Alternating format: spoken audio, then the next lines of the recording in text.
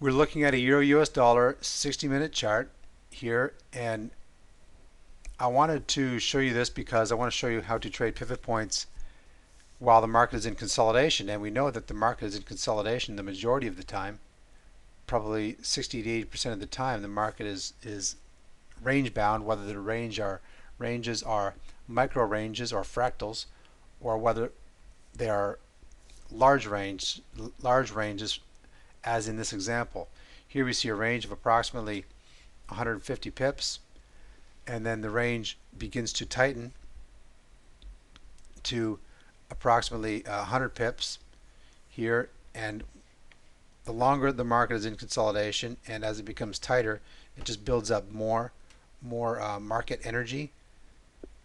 So when the market decides to decide on a price adjustment in the currency cross, then the larger the potential move. So the longer the consolidation, the larger the potential move out of the consolidation, which is important to note on all time frames.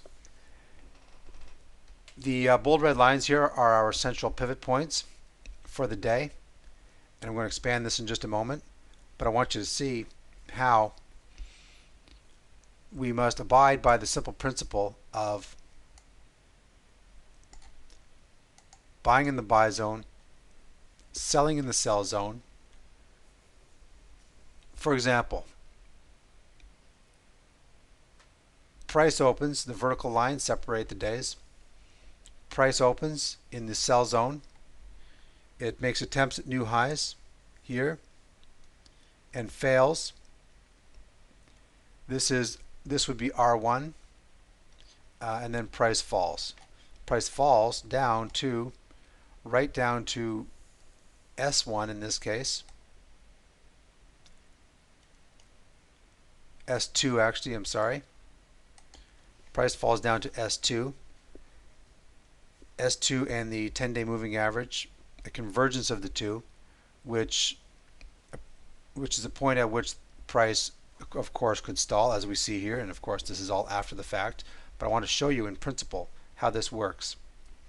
While we're in consolidation, now we open up in the buy zone, and that's fine. There may or may not be a trade here, but you see how price moves up here deep into the sell zone. In this case, there's a potential trade here, but I prefer that it come to the previous day's high or the M4 or second level of resistance. So the deeper it goes into the sell zone, the better. Here it goes, it's relatively shallow and stalls at R1, but the next day it moves into the sell zone.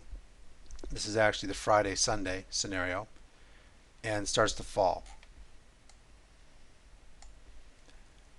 We open up in the sell zone. The ranges are getting much smaller now, and you see how we're at S2. We see a nice candlestick formation at S2, and then price rallies. Now here, the only place you really want to look for a trade is here, for example, deep into the buy zone, testing the previous high.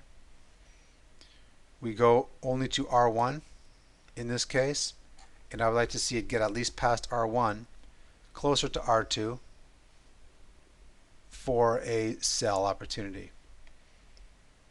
Now we move into the next day of trading, so we have this whiplash, and we move into the next day of trading. Price comes down, but it comes down to the interweek low, which is an important point. It is more ideal if it comes down to S2, but it comes down to S1 and this low. This low is very important. This low overrides any other technical levels of support. Price comes down, tests it, and responds. The next day, price comes down again into the sell zone, tests this level at S1 and responds. In fact, it comes all the way down and tests this level here, and then price responds by rallying.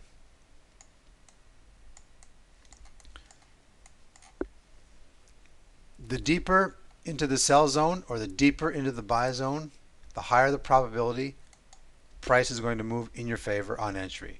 When we're in consolidation, have a very close look at the previous highs and previous lows, as they are going to be primary reference points for your trading. Levels of support and resistance will override the identifiable levels of support and resistance. Levels of support and resistance will override the technical pivot levels of support and resistance. But when the two converge, then there's a higher probability of a price bounce. Look for convergences like this, where we have S2 and the 10-day moving average, particularly after a big move when the range has been filled for the day. This is a 140 pip move, a nice long move that has sucked up some flows from the international banks. Again, we see a trend here. We want to sell at the far end of the range in the sell zone and buy at the far end of the range in the buy zone.